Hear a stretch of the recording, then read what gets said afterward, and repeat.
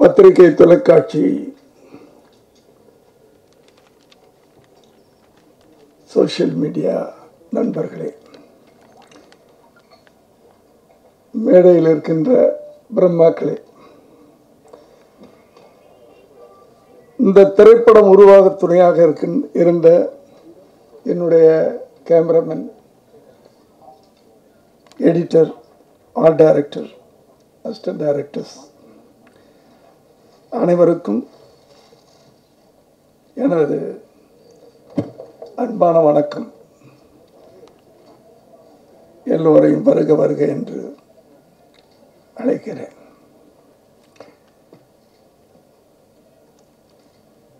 முதல்ல நான் சொல்ல வேண்டியது மிஸ்டர் விஜய் ஆண்டனி.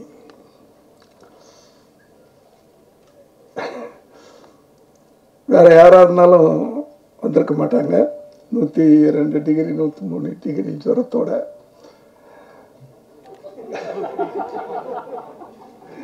என்ன சிரிக்கிறீங்க? உண்மையில்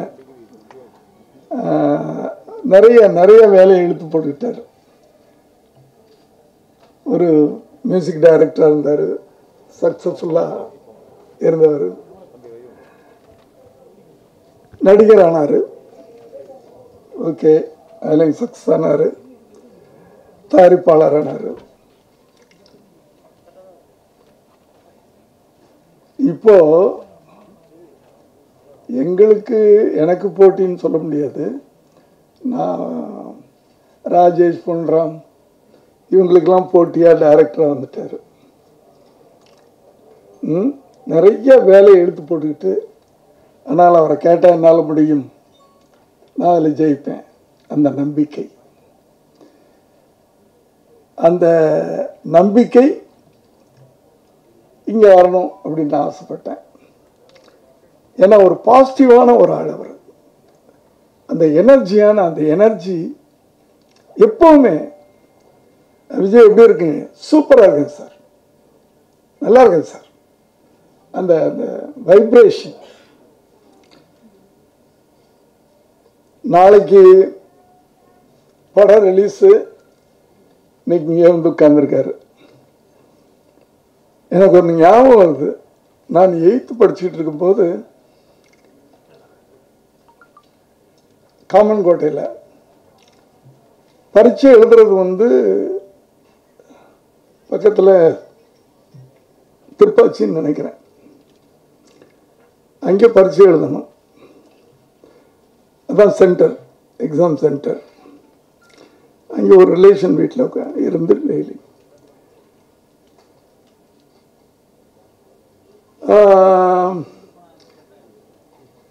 எல்லா பரீட்சை எழுதிட்டு வரேன். மேக்ஸ் எக்ஸாம் நாளைக்கு மேக்ஸ் எக்ஸாம்.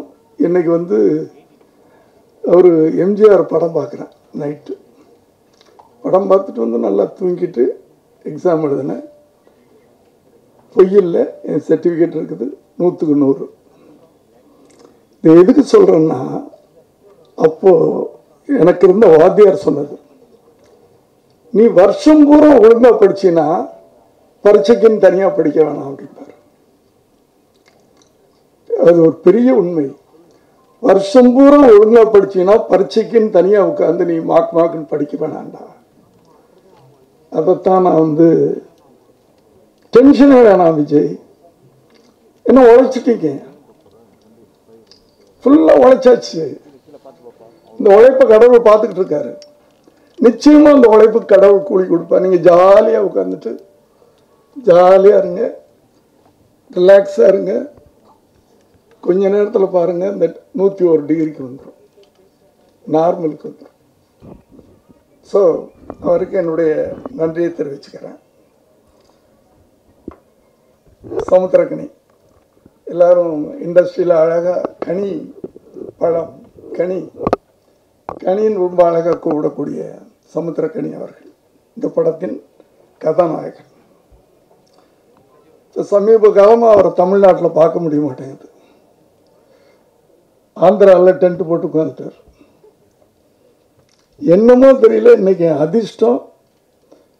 இன்னைக்கு ஒரு நாள் வந்துட்டு சாயந்தரமே போகிறேன். அண்ணார். சார் அப்படின்னா நான் இன்னைக்கு வந்து ஃபங்க்ஷன் வச்சுக்கிறேன், ஏன்னா படம் முடிஞ்சு போச்சு, ஃபஸ்ட் காப்பி வந்துருச்சு, ப்ரமோஷனே பண்ணலை, அதனால் இன்னைக்கு ஃபங்க்ஷன் வச்சுக்கிறேன். வச்சுக்கங்க சார், அப்போ நைட் இருந்துட்டு காலையில் நான் புறப்பட்டு போகிறேன் அப்படின்னாரு.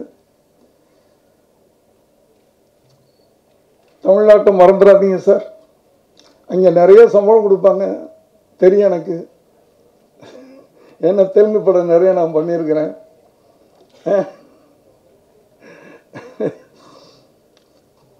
வணக்கம் சார்.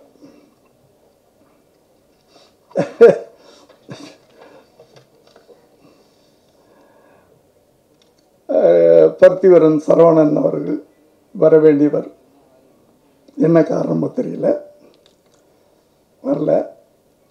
முதல்ல இந்த கேரக்டர் நடிக்க மாட்டேன்னு சொன்னார். ஒரு ஆன்டி கேரக்டர், பயங்கரமான ஒரு வில்லன், பயங்கரமான ரொம்ப இந்த ட்ரைலர் பார்த்துருப்பீங்க. ஐயோ வேண்டாம் அப்படின்ட்டாரு. ஃபுல்லாக கதையை நேரேட் பண்ணேன். ஜென்ரலாக ஹீரோவோட வில்லனை விட ஹீரோவுக்கு தான் அதிகமான பவர் அப்படின்னு காட்டுவாங்க. ஆனால் இந்த படத்தில் அது உல்ட்டாவாக இருக்கும், வில்லனுக்கு தான் அதிகமான பவர் அப்படின்ட்டு இருக்கும்.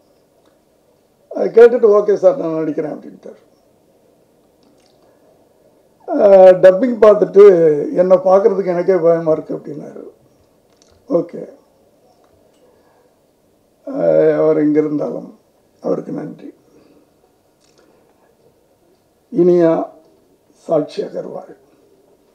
பொதுவாக இந்த ஹீரோயின்ஸ் வந்து நடிக்கிறதோட சரி, அதுவும் கடைசி நாள் நடிக்கிறதுக்கு முன்னாடி எல்லாத்தையும் செட்டில் பண்ணிடணும். அவங்களுக்கு நடிக்கிறதோட சரி, டப்பிங்க்கு வரமாட்டாங்க, வேற ஆள் போட்டுக்கிறணும். ப்ரொமோஷனுக்கு வரமாட்டாங்க, கேட்டால் அதுதான் எங்கள் ஸ்டைல் அப்படின்றாங்க. ஆனால் இனியா சாட்சி அகர்வால் ரெண்டு பேரும் எனக்கு கிடைச்ச ஒரு அருமையான நடிகர்கள். நல்லா நடிக்கிறதில் மட்டும் இல்லை, கரெக்ட் டைமுக்கு வர்றது மட்டும் இல்லை. இதோ நான் இந்த ஃபங்க்ஷன் வச்சுருக்கிறேன் அண்ணா. அப்படியா சார், என்னைக்கு? இன்னைக்கு நோட் பண்ணிக்கிட்டேன் சார், அந்த டேட் உங்களுக்கு தான் பிளாக் பண்ணிட்டேன் சார். இனியா சொன்ன வார்த்தை. நன்றி. சாட்சி அகர்வால் அதை விட மேலே ஒரு படி மேலே, சார் ஃபங்க்ஷனுக்கு வந்துட்டு அந்த ஃபங்க்ஷன்லேயே அடுத்த படம் ஷூட்டிங் ஆரம்பிச்சிடலாமா சார் அப்படின்னாங்க. ஓகேண்ணா, கனி சார் ஓகேண்ணா, அங்கேயே வந்து எல்லாம் கதையும் ரெடி.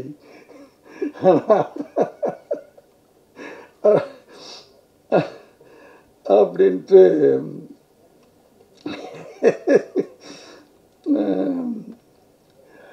வந்திருக்கேன். பெரியவங்கலாம் மிஸ்டர் சேவியர் பிரிட்டோ என் உறவினர் அப்படின்றதுலாம் அப்புறம், சேவியர் பிரிட்டோ பக்கத்தில் வந்து மிஸ்ஸஸ் சேவியர் பிரிட்டோ, என்னுடைய தங்கையின் மகள். அதாவது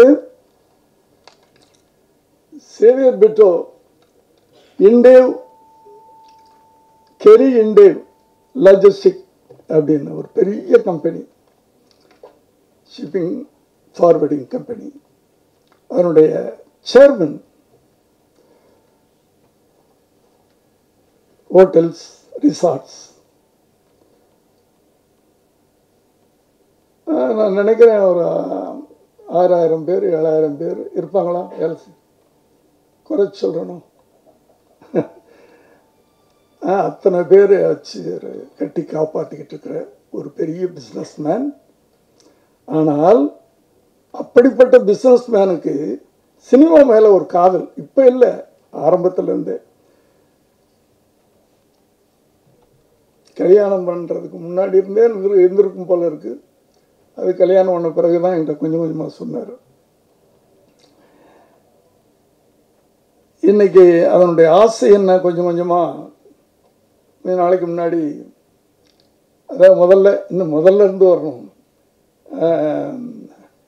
93ல் விஜய் படங்களுக்கு ஃபைனான்ஸ் பண்ணார்.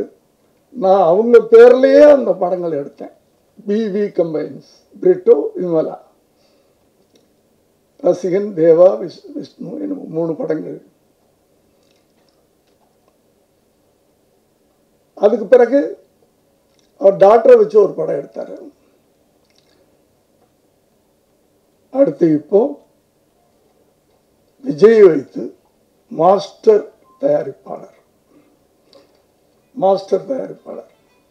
இவ்வளவு பெரிய ஆள், இவ்வளவு பெரிய அந்தஸ்து, ஆனால் வெரி சிம்பிளாக இருப்பார்.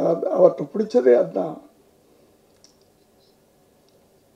என்னைக்கா இவ்வளோ பெரிய பிஸ்னஸ் மேன் கோட்டு போட்டு நான் பார்த்ததே இல்லை, சூட் போட்டு பார்த்ததே இல்லை. சூட் போட்டு வந்துருக்கலாம்ல. நன்றி சார், வந்ததுக்கு நன்றி. அவருடைய மனைவி கல்லூரி வச்சிருக்கிறாங்க, அவருடைய கரஸ்பாண்டன்ட், செக்ரட்டரி.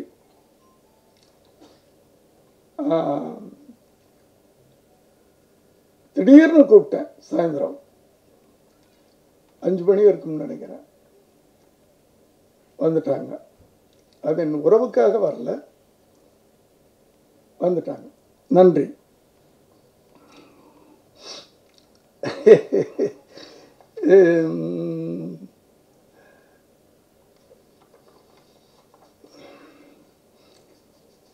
தானு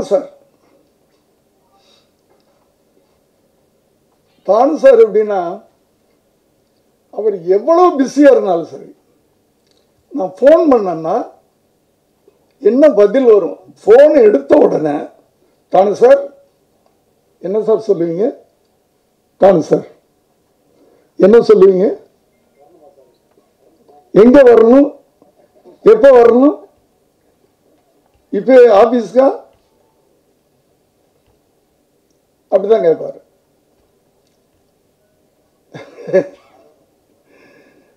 அப்படி ஒரு மரியாதை வைத்திருக்கின்ற ஒரு மனிதர். அதனால தான் நான் துப்பாக்கி நான் ஆரம்பித்த படம் ஏதோ ஒரு காரணத்தினால என்னால் தொடர முடியல. நான் அவரை கூப்பிட்டு இந்த படத்தை நீங்கள் பண்ணுங்கன்னு கொடுத்தேன். அதான் விஜய் பெரியரில் ஒரு பெரிய பிஸ்னஸ் ஏற்படுத்திய ஒரு படம். நன்றி சார். அது அடுத்தது நான் சொல்லணும்னா, ராஜேஷ் பண்றான், என்னுடைய பசங்க, என்னுடைய பிள்ளைங்க. பெருமையா இருக்கு, சந்தோஷமா இருக்கு. பிஸியா இருக்கிறாங்க. பெரிய பெரிய நடிகர்லாம் வச்சு படம் எடுத்துக்கிட்டு இருக்காங்க. நான் நேற்று கூப்பிட்டேன். பொன்ராம் முதலே சொல்லிட்டாரு, சார் இந்த ப்ரொமோஷனுக்கு நான் வருவேன் சார். ஏன்னா அவர் படம் பார்த்துட்டார். இந்த ப்ரொமோஷனுக்கு நான் வருவேன் சார், என்னை விட்டுறாதீங்க சார். ராஜேஷ் எப்போ கூப்பிட்டாலும் வந்துடுவார். அதே போல் நேற்று தான் கூப்பிட்டேன், வந்துட்டார். எல்லாருக்கும் என்னுடைய நன்றி. ஏன்னா இடையில நான் பேச போகிறதில்ல. இந்த பெரியவங்கள்லாம் பேசுவாங்க, ஹீரோயின்ஸ்லாம் பேசுவாங்க, அதை கேட்குறதுக்கு நீங்கள் இருக்கிறீங்க. அதனால் முதல்ல நான் அறுத்துடலான்னு பார்த்துட்டு வந்துட்டேன். படத்தை பற்றி, நான் கடவுள் இல்லை, சட்டம் ஒருத்தரை சாட்சி, நான் சிவப்பு மனிதன், நீதிக்கு தண்டனை, இப்படி எனக்குன்னு ஒரு ஜோனர். இப்படிதான் படம் எடுத்துக்கிட்டு இருந்தேன். ஒரு ஃபேமிலி சென்டிமெண்ட், அதில் மர்டர், கிரைம், த்ரில்லர், அதுக்குள்ள சட்டம் எப்படி விளையாடுது, இப்படிதான் ஒரு ஜோனர்லாம் படம் எடுத்துக்கிட்டு இருந்தேன். சட்டம் சந்திரசேகர்னு பேரு. இடையில 92ல் அந்த ஜோனர்ல இருந்து மாறினேன். அது மாறினதுக்கு காரணம் உங்களுக்கு தெரியும், எதுக்காக மாறினேன். அவர் நடிக்கணும்னு ஆசைப்பட்டார் என் மகன். அவரை ப்ரமோட் பண்ணணும்னா இளைஞர்களுக்கு ஏற்ற மாதிரி படம் எடுக்கணும். சமூகம் அது இது அப்படி இப்படின்லாம் வேண்டாம். இளைஞர்கள் மத்தியில் முதல்ல அவர் ரீச் ஆகணும், அதுக்கப்புறம் சமூகத்துக்கு வரட்டும், சமுதாயத்துக்கு வரட்டும் அப்படின்னு கொஞ்சம் என்னுடைய ஸ்டைலை மாற்றினேன். இப்போது மீண்டும் பல ஆண்டுகளுக்கு பிறகு அவங்க பேசும்போது சொன்னாங்க, எப்போதெல்லாம் தர்மம் அழிந்து அதர்மம் தலை தூக்குகிறதோ அப்போதெல்லாம் நான் மீண்டும் பிறந்து வருவேன்.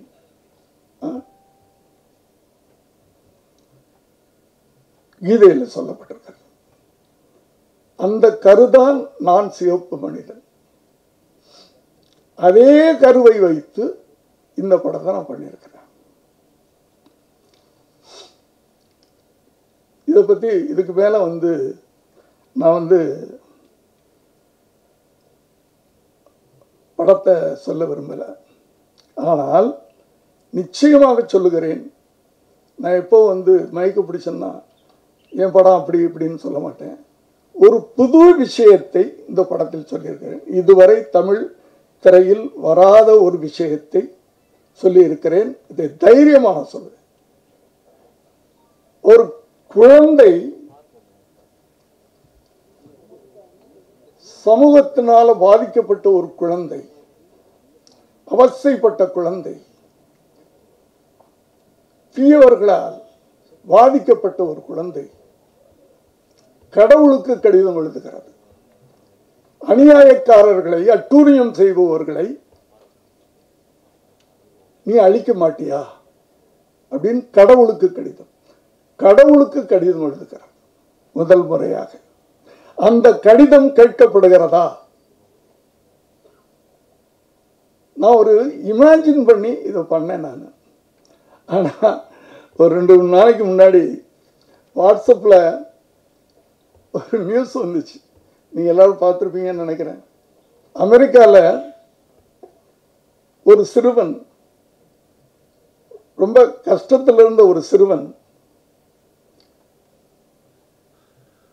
$50 வேணும்னு கடவுளுக்கு லெட்டர் போட்டிருக்கான். யாராட்டையும் கேட்டு பார்த்தா கிடைக்கல. கடவுளுக்கு லெட்டர் போட்டிருக்கான், $50 வேணும்னு. அந்த போஸ்ட் மாஸ்டர் பார்த்துட்டு, என்னடா கடவுளுக்கு லெட்டர் போட்டிருக்காங்களே அப்படின்னு சொல்லிட்டு அதை வெள்ளை மாளிகைக்கு அனுப்பிச்சிட்டாங்க. அந்த அதிபர் அதை பார்த்துருக்கிறார். அவருக்கு ஆச்சரியமா இருக்கு, கடவுளுக்கு ஒருத்தன் கடிதம் போட்டிருக்கிறான், எனக்கு கஷ்டமா இருக்கு, எனக்கு இப்படி இருக்கு, சாப்பிட முடியல, அது இல்லை இதில் எனக்கு பணம் வேணும், $50 எதுக்கு அவனுக்கு அனுப்பணும், ஒரு $25 அனுப்பு அப்படின்னு அனுப்ப சொல்லிட்டார். கடவுள் அனுப்பிச்சாரு அப்படின்னு அனுப்பிச்சாச்சு. $25 இந்த பையனுக்கு வந்துருச்சு. அந்த பையனுக்கு சந்தோஷம். உடனே கடவுளுக்கு நன்றி சொல்லி கடிதம் எழுதுறான். என்னுடைய கஷ்டத்தை நீ புரிஞ்சுக்கிட்ட, எனக்கு அனுப்புனதுக்கு நன்றி. ஆனால் நீ ஏன் அதிபர் மூலமா அனுப்புன? நீ அனுப்பிச்ச $50 பாதியை அவங்க திருடிட்டாங்களே. அங்க கூட அரசியல்வாதிகள் எப்படின்றது, அந்த பையன் நீ அனுப்பிச்ச பணத்துல பாதியை திருடிட்டாங்க ஐயா, இனிமே அனுப்பும் போது டைரக்டா அனுப்பு எனக்கு அப்படி. நான் ஒரு புதுசா நினைச்சேன், ஒரு கடவுளுக்கு கடிதம். அது நடக்குது பாருங்க இங்கே ஒரு இடத்துல.